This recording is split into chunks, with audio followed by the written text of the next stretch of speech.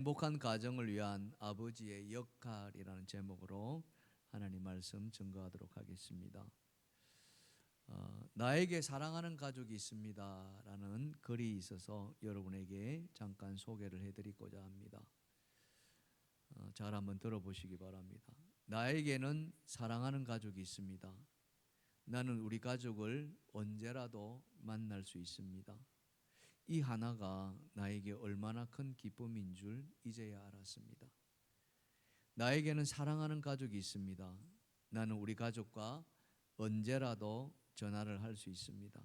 이 하나가 나에게 얼마나 큰 즐거움인 줄 이제야 알았습니다. 나에게는 사랑하는 가족이 있습니다. 나는 우리 가족에게 언제라도 선물을 보낼 수 있습니다. 이 하나만으로도 내가 얼마나 소중한 사람인 줄을 이제야 알았습니다. 나에게는 사랑하는 가족이 있습니다. 나는 우리 가족에게 나의 아픔을 낱낱이 이야기할 수 있습니다. 이 하나만으로도 내가 얼마나 행복한 사람인 줄 이제야 알았습니다. 여러분에게 이런 사랑하는 가족이 있으신가요? 언제라도 만날 수 있고 언제라도 전화할 수 있으며 언제라도 선물할 수 있고요.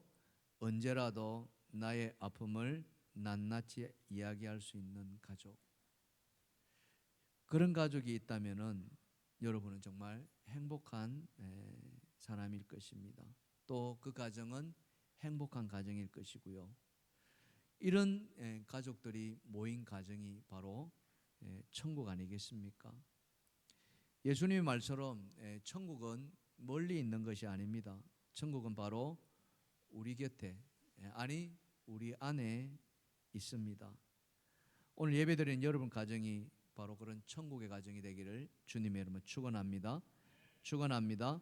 우리 옆에 본 쳐다보시고요. 천국이 가까이 있습니다. 아멘. 감사합니다. 여러분, 우리가 다 우리 가정이 천국처럼 행복한 가정이 되기를 바랄 겁니다. 그러나 그게 저절로 되는 건 아니죠. 우리 가정이 천국을 되기 위해서는 우리 나름대로 뭔가를 해야겠죠. 저는 그 중에서도 특별히 가정의 아버지들의 역할이 정말 중요하지 않을까 하는 생각을 해보게 됩니다. 그 아버지가 어떻게 하느냐에 따라서 그 집의 분위기가 완전히 달라지잖아요. 그렇죠? 그 집의 삶의 질, 가족들의 삶의 질이 아버지에 따라서 다 결정되기도 합니다. 그런 면에서 오늘 저는 이 천국의 가정을 이루어가는 한 사람을 여러분에게 소개하려고 합니다. 그 사람이 바로 고넬료라는 사람입니다. 이 고넬료는 자신의 가정과 친인척을 다 불러다 모아놓고 천국을 만들어가는 그런 장본이었는데요. 그가 그의 가정을 천국으로 만들어가는 그 모본을 우리에게 잘 보여주고 있습니다. 오늘 그 고넬료를 우리가 경험하면서 특별히 이 자리에 계시는 우리 아버지 되시는 분들, 여러분 정말 사명을 가지고 내 가정이 행복한 가정, 천국의 가정을 만드는데 이 아버지가 만들어가는 거구나 하는 것을 좀 느끼고 깨닫는 그런 은혜의 시간이 되기를 바랍니다. 자, 그렇다면 고넬료가 보여준 믿음의 본은 어떤 모습이었을까 하는 것인데요. 자, 첫 번째입니다. 읽어봅시다. 시작. 고넬료는 하나님을 경외한 믿음의 아버지였다. 아멘. 예. 첫 번째가 그는 하나님을 경외했다. 예. 누구나 다 자기의 가정이 좋은 가정 되기를 원합니다. 또 행복한 가정 되기를 원하고요. 사랑이 꼽히는 가정 만들고 싶어 합니다. 특히 아버지들은 그 말할 나도 없겠죠. 자기를 희생해서라도 내 가족들이 또 내 자녀들이 행복해지기를 바랄 겁니다. 근데 이때 정말 중요한 것이 다른 어떤 것보다도 경제적인 것, 다른 어떤 것도 중요하겠지만 정말 중요한 것, 그것은 바로 믿음이라는 거죠. 아버지가 영적으로 얼마나 깨어 있는가, 바로 이거예요. 영적으로 얼마나 성숙해 있는가, 얼마나 신앙적으로 이렇게 그 몸에 배어 있는가에 따라서 달라진다는 거죠. 예. 그러기 위해서는 무엇보다도 하나님을 경외하는, 그죠? 하나님을 경외하는 그런 믿음이 필요한데 오늘 고넬료가 그 모습을 우리에게 잘 보여준다는 거예요. 자, 본문 1절과 2절을 봅시다. 가이사랴에 고넬료라는 사람이 있으니 이달리아 부대라 하는 군대의 백부장이라. 다 같이 그가 경건하여 온 지방과 더불어 하나님을 경외하여 백성을 많이 구제하고 하나님께 항상 기도하더니. 예. 여기 하나님을 경외했다. 그죠? 하나님을 경외한 고넬료. 뭐 이상할 거 하나도 없습니다. 근데 말씀을 자세히 좀 깊이 묵상하면 이건 굉장히 이상한 거예요. 왜 그러냐면은 이 고넬료는 하나님을 경외할 사람이 아니거든요. 예. 왜 그렇습니까? 그는 이달리아 사람이었습니다. 더군다나 군대의 백부장이라는 거죠. 여러분, 이달리아가 어떤 나라입니까? 로마잖아요. 예수님 당시에 그 로마를 중심으로 그 일대를, 그죠? 아시아와 아프리카와 이 또 유대 나라 또 유럽까지 전부 로마가 지배했던 나라입니다. 근데 그 로마가 무엇을 최고로 숭배합니까? 로마 황제 가이사입니다. 그리고 지금 이달리아 부대의 백부장인 이 고넬료는 로마의 황제의 명령을 받고 이 팔레스타인 땅에 보냄을 받은 사람입니다. 그가 보냄 받을 때 황제 앞에 뭘 서약하고 왔겠습니까? 여러분, 황제 앞에 충성을 맹세하고 오지 않았겠습니까? 그렇지 않겠습니까? 이 속국인 이 팔레스타인 유다 나라를 지배하기 위해서 군대 백부장으로 보냄받는데 황제 앞에 당연히 충성 서약하고 오는 것은 당연한 겁니다. 그리고 로마 황제를 섬기겠다고 그는 충성했을 거예요. 그런데 그가 황제를 섬기지 않고 누구를 섬깁니까? 하나님을 섬긴다는 거예요. 이게 말이 안 된다는 이야기죠. 좀 더 쉽게 이야기할까요? 과거 옛날에 일제가 우리나라를 침탈했습니다. 우리나라를 지배했습니다. 일본 군대가 우리나라를 들어왔고요. 일본 경찰이 우리나라를 지배했습니다. 일본 군대가 어떻다는 거 여러분 잘 아실 겁니다. 그 군대 지휘관이 누구를 숭배하겠습니까? 일본 천황입니다. 근데 그 일본 군대 지휘관이 하나님을 섬긴다. 이게 말이나 될까요? 여러분 한번 상상해 보세요. 똑같은 이야기입니다. 하나님을 섬길 수 없는 사람이었어요. 섬겨서 안 될 사람이었어요. 그런데 그가 하나님을 섬겼다는 거예요. 왜요? 오늘 말씀을 보니까 그는 경건했다 이렇게 나옵니다. 경건. 여러분 이 경건이 무엇입니까? 여러분 경건은요 헬라어로 유세베스라는 말인데요. 이 말 속에는 하나님을 두려워한다는 뜻이 있어요. 하나님을 두려워한다. 저거 보여주지 마세요. 저 글자 깨진 거예요. 유세베스라는 말인데 하나님을 두려워하는 신앙심이 깊은. 여러분 하나님 두려워한다는 게 뭐죠? 하나님을 두려워한다는 것은요 내 인생의 주인이 누구시라고요? 하나님이십니다. 여러분 제가 이렇게 물으면 여러분 인생이 누구라고 하면 하나님이라 대답하는데 실제로 우리의 삶에서 내 인생의 주인은 누구입니까? 누가 주인처럼 살아갑니까? 내가 주인처럼 살아가는 거예요. 내가 주인처럼 살아가는 거예요. 그거예요.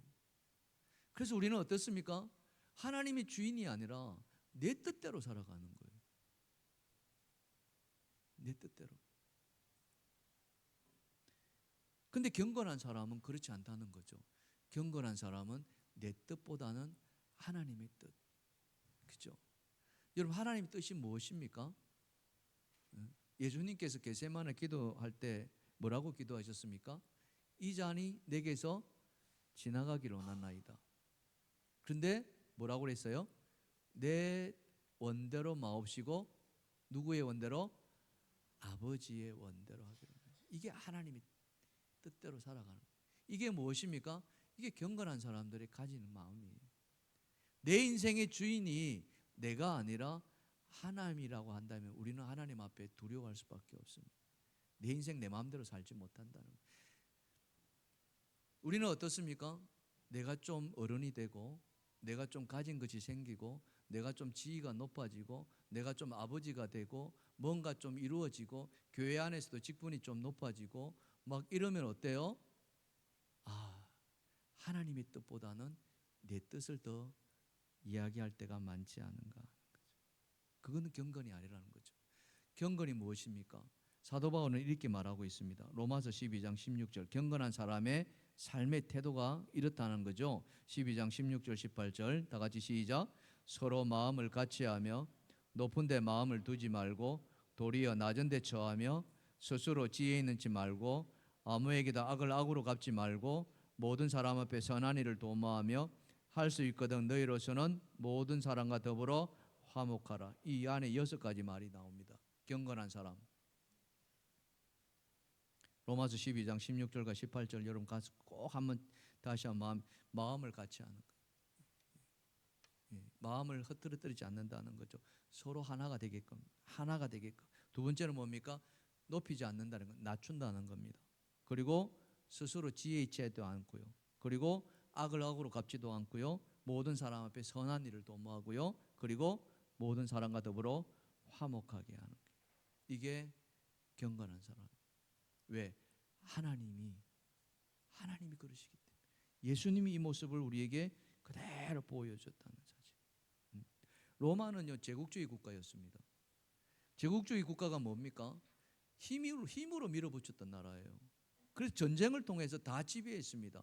유다도 전쟁으로 로마에게 집어삼켜진 나라입니다. 여러분 이 전쟁에는 어떤 것이 있습니까? 거기에는 오직 약탈밖에 없습니다. 죽이는 것밖에 없어요. 거기에는 어떤 배려나 아량이나 화목 같은 게 없습니다. 처참합니다. 어제도 이렇게 뉴스에 이렇게 보니까요, 이 우크라이나의 이 공습을 피해서 민간인 차가 버스를 타고 피난 가는데 그 피난가는 버스를 이렇게 공격해가지고 9명이나 죽었다는 뉴스를 봤어요. 군인도 아니에요. 그냥 민간인 차량. 보면은 이게 민간인 차량 다 알아요. 근데 그렇게 그 민간인 사람이 탄 차를 공격, 이게 전쟁이라는 거죠. 로마 시대 때 마찬가지였습니다. 약탈밖에 없었습니다. 죽임밖에 없었습니다. 그런데 그 군대의 지휘관이었던 이 고넬료, 그가 얼마나 그런 전쟁을 많이 했겠습니까? 백부장이 될 정도라면은. 그게 몸에 배어있던 사람이었어요. 근데 그가 유다 땅에 와가지고 하나님을 알게 되고요, 그 안에 경건함이 생겨났다는 거죠. 그래서 그는 화목을 이야기하는 거예요. 사랑하는 성도 여러분, 하나님을 경외한다는 것은, 이것은 하나님을 나의 삶의 주인으로 모시는 거예요. 오늘 이 자리에 계신 여러분, 하나님이 나의 삶의 주인이 되기를 주님의 축원합니다. 축원합니다. 더군다나 아버지 되시는 분들이라면 더더욱 그러셔야 됩니다. 내가 최고가 아니라, 내가 제일이 아니라 하나님이 내 삶의 주인이시다, 이렇게 고백하는 저와 여러분 모두가 되기를 주님의 축원합니다. 그렇게 하나님을 제일로 모시는, 하나님을 경외하는 가정, 그 가정이 바로 천국을 이루어가는 행복한 가정이 될 것이다 하는 것이 오늘 고넬료 통해서 첫 번째 보여준 것이고요. 자, 두 번째로는 고넬료는 어떤 사람이었는가? 자, 두 번째입니다. 시작. 고넬료는 긍휼한 마음으로 이웃을 사랑하는 가장이었다. 예. 고넬료는 경건했을 뿐만 아니라 긍휼했습니다. 네. 긍휼이라는 게 무엇입니까? 긍휼은 불쌍히 여기는 마음이에요. 예. 가난한 사람들을 불쌍히 여기는 마음, 못 먹고 헐벗은 사람 불쌍히 여기는 사람, 그렇죠? 오늘 본문 2절 마지막에 보시면 이런 말씀이 있습니다. 그가 경건하여 온 지방과 더불어 하나님을 경외하며 백성을 많이 구제했다. 이 구제라는 게 뭡니까? 구제라는 게 도와주는 거잖아요. 내가 가지고 있는 거를 이렇게 나누어 주는 거예요. 쌀을 나눠주고 뭐 먹을 것 나눠주고 옷도 나눠주고 다. 여러분, 저는 저기 이제 어려서 도시에 이렇게 살았는데요. 60년대죠. 제가 아주 어렸을 때인데 한 번씩 이 동사무소에서 사람들 나오라고 사이렌 울립니다. 그래서 저녁 때쯤에 나가면은 동사무소에서 큰 트럭에다가 뭘 싣고 와요. 그러면서 동네 사람들 줄 세워놓고 나눠줍니다. 그게 뭔지 아십니까? 밀가루였어요. 예. 거기다가 밀가루 푸대에 찍혀 있는 게 저는 이제 뭐 어려서 몰랐습니다. 지금 생각하면 그게 USA 이렇게 돼. 미국에서 원조원 변조 밀가루였다는 거죠. 못 먹으니까, 가난하니까. 그래서 사람들한테 밀가루 나눠줬다. 그런 시절이 있었습니다. 고넬료는 백부장이었습니다. 군 장교였죠. 아까도 말씀드린 그런 전쟁을 무수히 많이 치렀던 장교였을 것입니다. 그러니 그 안에 어떤 자비라든지 그 안에 어떤 긍휼이라든지 이런 게 사실은 없었겠죠. 왜냐하면 지금 이 고넬료가 이 속국에 와 있잖아요. 팔레스타인, 유다 땅에. 그 안에 여러분 그 사람들이 제일 신경 쓰는 게 뭐겠습니까? 이 폭동이 일어나는 거 막는 거잖아요. 밀란이 일어나는 거 막는 거잖아요. 로마에 항거하는 거 막는 거라는 거죠. 그러니 이 군대 장관, 이 장교들은 늘 신경이 곤두서일 수밖에 없었다는 거죠. 막중한 임무죠. 여러분 빌라도가 왜 예수님을 십자가에 못 박아 죽게 했습니까? 그 이유는 딴 데에 있지 않습니다. 빌라도가 우리 복음서에 잘 읽어보면 예수님 안에 죄가 있다는 것을 발견했습니까? 발견 안 했습니다. 죄 없다라고 했어요. 그것도 여러 차례 이야기했어요. 이 사람은 죄가 없으니 놓아주기로 한다. 놓아주기로 한다. 그때 민중들이 어떻게 했습니까? 다 누구를 놓아주라? 바라바를 놓아주라. 예수님 어떻게 했습니까? 십자가에 못 박아 죽이라고 이야기했어요. 근데 빌라도가 아무리 죄를 찾으려고 해도 그는 십자가에 죽일 만한 이유가 하나도 없었던 거예요. 그런데 결국에는 어떻게 했습니까? 십자가에 못 박아 죽이라고 내놓았어요. 왜요? 밀란이 일어날까 봐. 이렇게 밀란이 일어날까 봐. 그 점령군의 가장 중요한 임무 중에 하나가 자기가 있는 동안에 밀란 하나 일어나지 않고 그냥 평화롭게 가만히 있는 것. 그겁니다. 이 이탈리아 백부장 고넬료 역시 그러지 않았겠습니까? 거기에 온 신경이 다 써 있는데 그는 긍휼한 마음으로 백성들을 구제하기 시작합니다. 자비로운 마음으로 불쌍한 사람들한테 나눠주기 시작합니다. 이런 마음을 백성들이 다 알았어요. 오늘 이 본문의 말씀은 다른 것이 아니라 고넬료가 꿈을 꿉니다. 환상을 보았다라고 이야기하는데 그 환상 속에서 어떤 이야기가 나오냐면은 요바에 베드로라는 사람이 있는데 그 베드로를 너희 집에 불러라는 거예요. 그래서 그로부터 복음을 들으라고 하는 겁니다. 이 말을 들은 고넬료가 그죠? 이 말을 들은 고넬료가 사람들을 보냅니다. 그죠? 종들을 보내요. 그러면서 베드로에게 갑니다. 이 베드로에 가서 이 종들이 한 말을 들어보면은 이 고넬료가 어떤 사람이라는 게 잘 드러납니다. 여러분 사도행전 10장 22절에 보십시다. 22절에 다 같이 시작. 그들이 대답하되 백부장 고넬료는 의인이요 하나님을 경외한 사람이라 온 유대 족속이 칭찬하더라. 이렇게. 이 종들이 하는 이야기거든요. 예. 여러분 주인이 말이래 성질이 고약하고 못된 사람 같으면 종들이 이렇게 말했겠습니까? 그러지 않았을 겁니다. 내 주인요 말도 하지 마십시오. 그는 사람도 아닙니다. 얼마나 잔혹한지. 그가 백부장이지만 진짜 인간이 아닙니다. 이렇게 말할 수도 있지 않겠습니까? 근데 이 종들이 그렇게 말하지 않는 거예요. 그는 의인입니다. 의인일 뿐만 아니라요 하나님을 경외하고요 더 나아가서 온 유대 족속, 지금 누구한테 말하냐면 베드로한테 하는 이야기거든요. 베드로한테 이 이달리아 백부장 고넬료라는 사람이 온 유대 족속이 다 그를 칭찬합니다. 이렇게 나.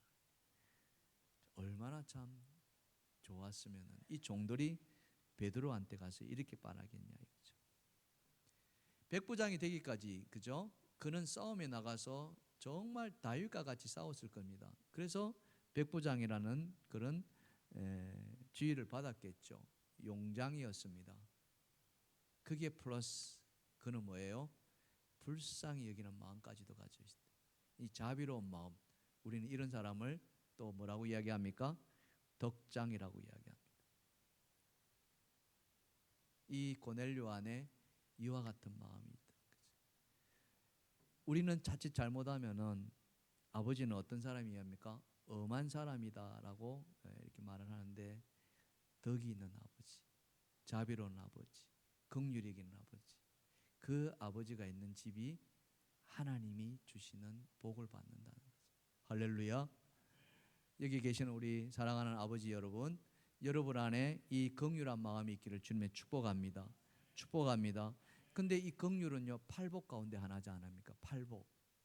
예수님의 그 산상수훈 가운데 여러분 팔복, 우리가 암송했죠.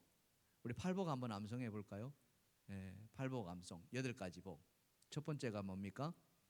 심령이 가난한 자는, 시작, 심령이 가난한 자는 복이 있나니 천국이 그들의 것이며, 애통하는 자는 복이 있나니 그들이 위로를 받을 것이며, 온유한 자는 복이 있나니 그들이 땅을 기업으로 받을 것이며, 의에 줄이고 목마른 자는 복이 있나니 그들이 배부를 것이며, 그 다음에 긍휼히 여기는 자는 복이 있나니 그들이 긍휼히 여김을 받을 것임이라. 아멘.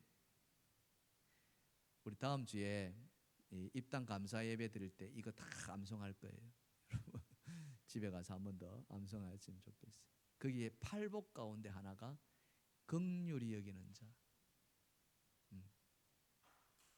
이 긍휼히 여기는 자, 그렇죠? 그 긍휼히 여기는 자가 긍휼한 여김을 받는다는 거죠. 얼마나 감사한지.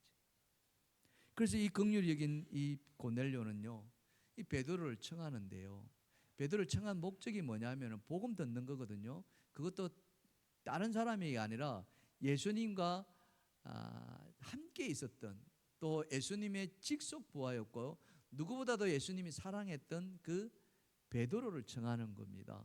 그러니까 이 베드로 입에서 나오는 복음은 다른 누구의 복음이 아니라 진짜 예수님의 복음 그 자체 아니겠습니까? 그 베드로가 우리 집에 온다는 거예요. 고넬료 집에 온다는 거예요. 그러니 고넬료 마음에는 기쁨으로 가득 차는 거예요. 야, 내가 베드로를 만나네. 근데 이 기쁜 마음을 어떻게 해요? 나 혼자만 들을까? 아니었어요.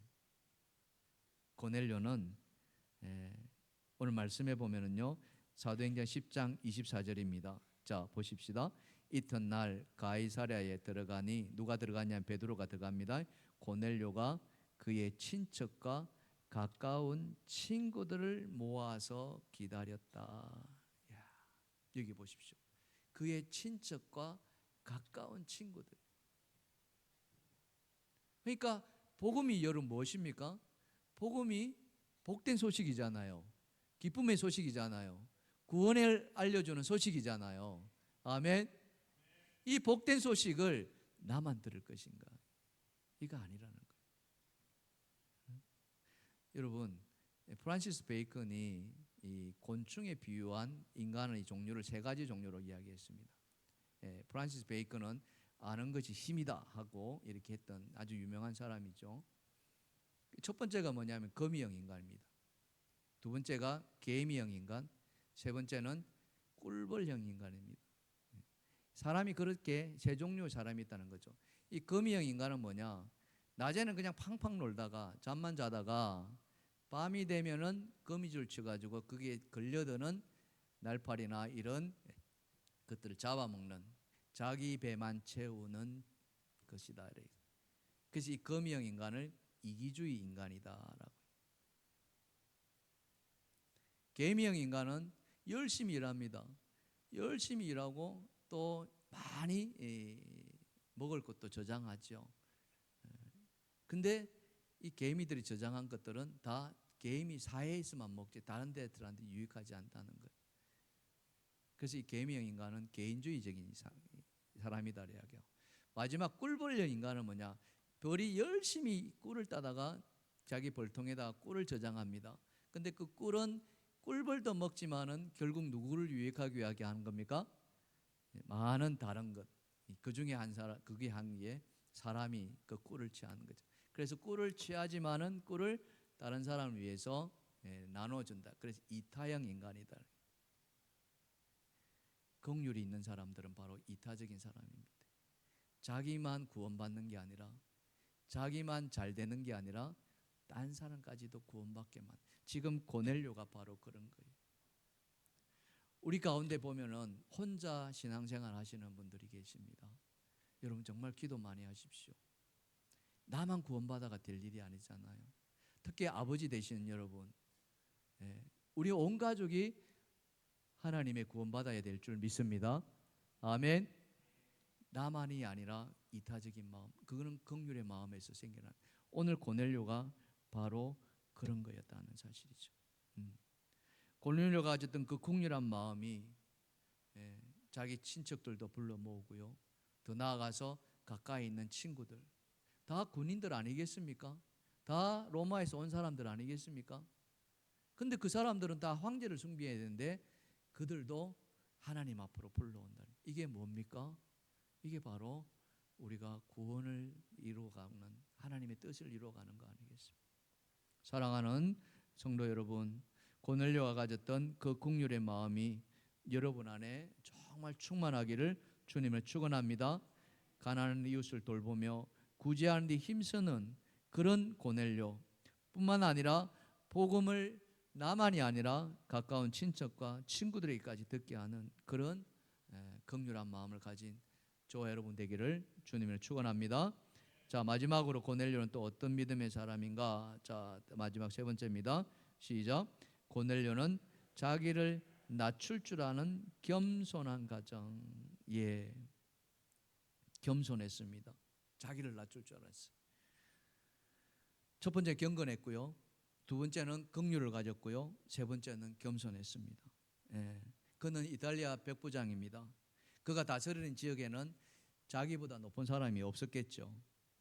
그러니 우리로 말하자면, 지금의 말로 한다면 그는 어깨나 힘이 들어가 있던 사람이었습니다. 군림할 수 있었습니다. 하지만 고넬료는 백부장이었음에도 그 지위를 남용하지 않았습니다. 그는 경건한 사람이었고 긍휼했고요, 더 나아가서 그는 겸손했기 때문에 자기를 낮출 줄 알았고요, 자기를 낮출 줄 알았기 때문에 그는 하나님께 기도했다. 자, 겸손한 사람이 가지는 첫 번째 특징이 뭐냐? 기도하는 사람이라는 거죠. 오늘 본문 2절 마지막에 보시면은 그가 경건하여 온 집안과 더불어 하나님을 경외하며 백성을 많이 구제하고, 다 같이 시작, 하나님께 항상 기도하더니. 아멘. 그렇습니다. 자신의 부족함을 알고요, 자신의 연약함을 아는 사람, 그 사람만이 하나님께 기도할 수 있습니다. 자기가 다 가진 게 있고 자기가 다 알고 있고 자기가 뭐든지 할 수 있다고 한다면은 굳이 하나님 앞에 기도하시겠습니까? 그렇지 않을 겁니다. 여전히 나는 부족하고요, 여전히 나는 연약하고요, 여전히 나는 실수가 많고요. 그렇기 때문에 그는 하나님 앞에 기도할 수밖에 없습니다. 사랑하는 성도 여러분, 기도는 어머니들이, 여자들이 하는 것이 다 아닙니다. 아버지들이 기도해야 된다고 성경은 우리에게 가르쳐주고 있죠. 사도 바울이 그것을 이야기합니다. 디모데전서 2장 8절입니다. 다 같이 시작. 그러므로 각 처에서 남자들이 분노와 다툼 없이 거룩한 손을 들어 기도하기를 원하노라. 아멘. 남자들이 뭐 하라고 합니까? 기도하라고 이야기합니다. 남자들이 힘으로 분노 나타내지 말고요, 다투지 말고요, 못해서가 아니라 그거 하지 말고 뭡니까? 거룩한 손을 들어서. 오늘 이 자리에 계신 우리 남신도 회원님들 손을 한번 들어주시겠습니까? 자, 우리 여신도 말고 남신도 회원님들, 아버지 되시는 분들, 여러분 이 손이 어떤 손입니까? 여러분 성경의 말씀이 한다면 이 손이 어떤 손이에요? 거룩한 손입니다. 다툼을 일으키는 손이 아닙니다. 분쟁을 하는 손이 아니에요. 완력을 쓰라고 주신 손이 아니라 이 손이 어떻다고요? 거룩한 손으로 하나님께 기도하라는 겁니다. 아멘. 아멘. 어떤 원로 장로님이 은퇴를 했습니다. 자기의 삶을 돌아보면서 은퇴하면서 교인들에게 은퇴 소감을 이렇게 밝힙니다. 참 이분은 시무장로로서 계실 때 정말 교회와 하나님을 섬기는데 누구보다도 열심이었습니다. 그래서 많은 성도들로부터 사랑을 받았고 또 칭찬까지도 받았습니다. 예배 빠지는 것은 상상하지도 못했고, 그죠? 교회 일이나 어떤 행사가 있으면 늘 앞장서서 열심히 해줬습니다. 내가 없으면은 이 교회 안 돌아간다 이렇게 할 정도로 그는 최선을 다해서 이렇게 섬겼습니다. 뭐 우리 가운데도 그런 분들 계시지 않겠습니까? 그러니 교인들이 그분을 보면서 입이 침이 마르도록 칭찬합니다. 장로님 때문에 뭐. 근데 이 장로님이 은퇴 소감을 하시면서 내가 참 한 가지 모자란 게 있었다. 정말 부족한 게 있었다. 내가 이걸 못하는 게 지금도 후회스럽다. 이렇게 말하는 거예요. 그러면서 그게 뭐냐 하니까 내가 하나님 앞에 기도하지 못했습니다. 기도하는 시간이 너무나도 부족했습니다. 일은 열심히 했는데 사람들에서 인정을 받았는데 기도하지 못하니까 하나님 앞에 내가 인정받을까? 지금 그게 두렵습니다. 그래서 다시 내가 시무할 기회가 준다면 그때는 다른 일 다 제쳐놓고 기도 시간에 기도하겠습니다. 그러면서 교회를 위해서 기도하고 싶고요. 우리 성도를 위해서 기도하고 싶고 아픈 자를 위해서 기도하고 또 목회자를 위해서 기도하고 싶습니다. 저는 이 말을 들을 때 꼭 장로님만이 그래야 되느냐? 우리 모두가 이렇게 해야 되지 않겠느냐? 저도 마찬가지고 여기 계신 여러분도 마찬가지고 사랑하는 성도 여러분, 우리 동일교회가 정말 하나님 앞에 기도하는 성도들로 채워지기를 주님이 축원합니다. 축원합니다. 여러분, 기도가 있는 사람들은요 말이 앞서지 않습니다. 그는 기도할 뿐이에요. 그래서 기도가 충만한 교회는 늘 평화롭습니다. 아까도 그랬잖아요. 남자들이 분노와 다툼 없이 거룩한 손을 기도하라. 사도 바울이 그냥 하는 이야기가 아니에요. 이 손이 하나님을 향해서, 왜? 기도하는 자가 어떤 자라 했어요? 자기를 낮추는 자가 돼요. 내가 부족하다. 내가 연약한 자다. 오늘 우리 교회가 그런 교회가 되기를 주님의 축원합니다. 정말 기도하는 사람, 기도하는 장로님으로 충만하기를 간절히 축원합니다. 그렇다면 하나님이 이 교회를 어떻게 축복하지 않을 수 있겠습니까? 그렇지 않겠습니까? 하나님 앞에 모든 걸 내어드리면서 하나님 앞에 기도하는데 하나님이 어떻게 그 기도를 들어주지 않으시겠냐 이거죠. 데살로니가전서는 말씀합니다. 자, 다 같이 시작. 항상 기뻐하라, 쉬지 말고 기도하라, 범사에 감사하라. 이것이 그리스도 안에서 너희를 향하신 하나님의 뜻이니라. 아멘. 하나님의 뜻이니라. 뭐가요? 쉬지 말고 기도하라. 아멘. 그렇습니다. 자기를 낮추고 겸손한 자. 고넬료가 항상 하나님께 기도했다. 그러니 고넬료를 하나님이 어떻게 축복하지 않을 수, 그 집안을, 그 가정을 어떻게 천국으로 만들지 않을 수 있겠냐 이거죠. 오늘 우리가 이 고넬료의 그 은혜가 임하기를 주님을 축원합니다.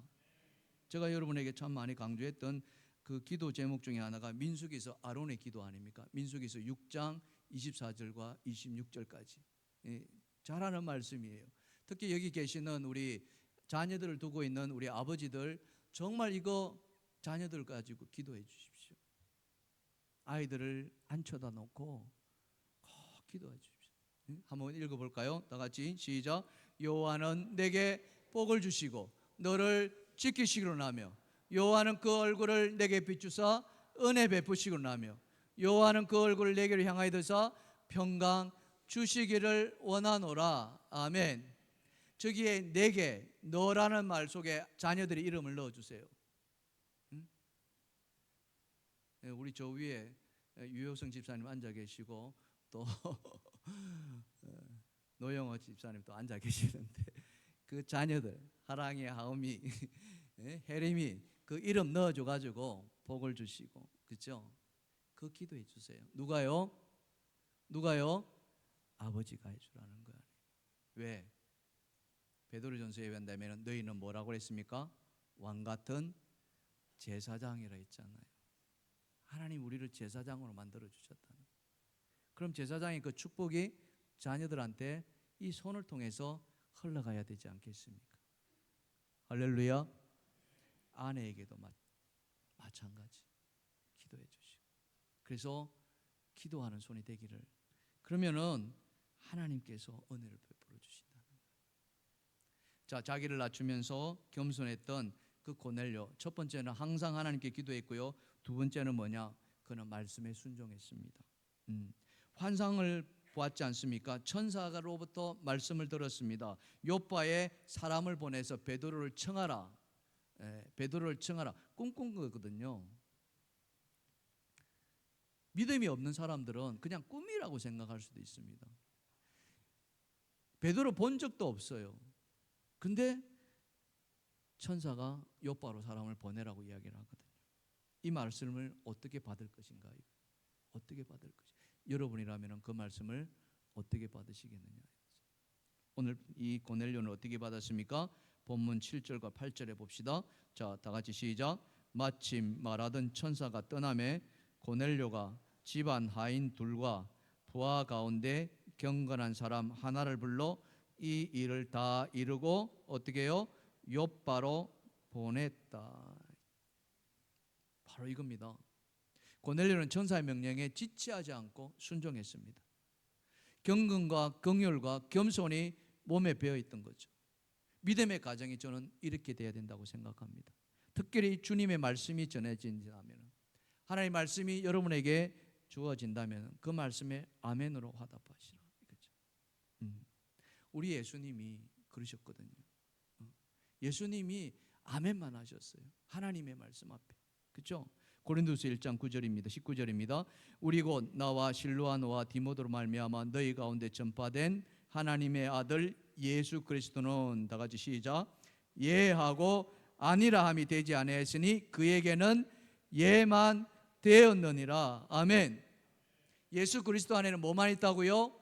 예만 있다는 거죠. 하나님의 말씀 앞에 예수 그리스도는 아멘으로만 했더니 예만 했다는 거죠. 그게 하나님의 뜻이고 하나님 뜻에 순종하는 예수 그리스도. 그게 믿음이라는 거죠. 여러분, 순종은 무엇입니까? 순종은 믿음의 척도입니다.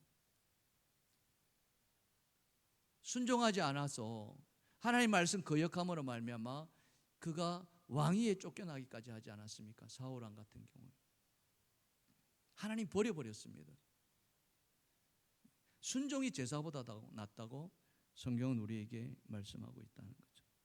사랑하는 성도 여러분, 이 5월 가정의 달을 맞이해서 저는 여러분의 가정이 정말 행복의 꽃이 넘쳐나기를 간절히 축원합니다.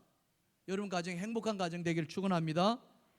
그 행복한 가정을 만들기 위해서는 무엇보다도 아버지들이, 믿음의 가장인 아버지들이 정말 그 역할이 중요하다는 거예요.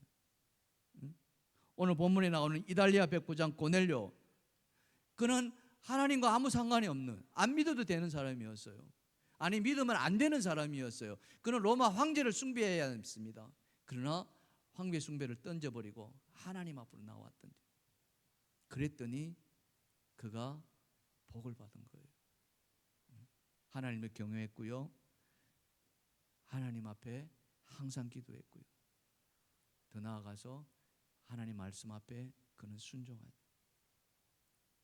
그런 고넬료를 하나님은 축복하시고 은혜를 베풀어 주셨습니다. 여러분 헨리 포드를 잘 아실 것입니다. 미국의 자동차 메이커 중에 하나이죠. 세계적인 포드 자동차의 이 설립자입니다. 헨리 포드, 자동차 왕이라고도 이야기합니다. 그가 대기업을 이루고 나서 자기 고향에 작은 집을 한 채 지었습니다. 너무나 작기 때문에 사람들은 거기 집을 진 포드를 보면서 아니 대기업 회장이 이 작은 초라한 집을 지어서 되겠습니까? 어울리지 않습니다. 너무 불편하게 살지 않겠습니까? 걱정스럽게 포드에게 물었습니다. 그러자 포드는 그렇게 말하는 사람들에게 이렇게 대답합니다.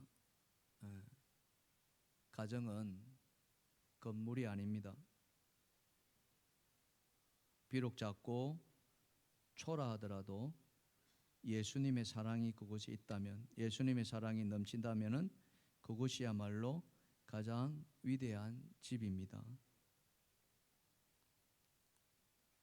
지금도 자동차 메카라는 디트로이트에 가보면은 헨리 포드 기념관이 있는데 그 기념관 안에 이런 글이 있다고 합니다.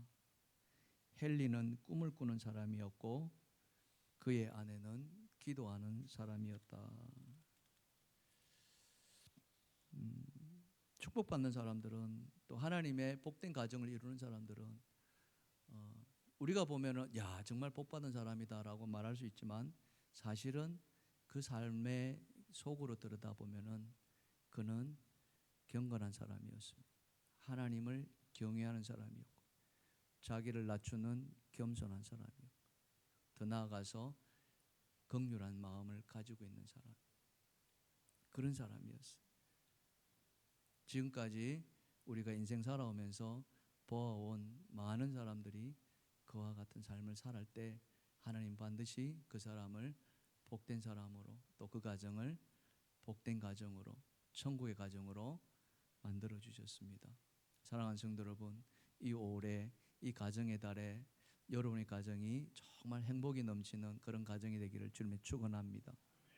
하나님의 축복이 주렁주렁 여러분 가정에 열리기를 주님의 축원합니다. 그러기 위해서는 내가 해야 할 일이 뭔가, 특히 이곳에 계신 아버지 되시는 분들 정말 우리 한번 믿음을 다시 한번 점검하시고 하나님 앞에 바로 이렇게 믿음의 삶을 살아가는, 그럴 때 하나님은 우리 가정을 행복한 가정으로 만들어 주시리라 믿습니다. 찬양합시다.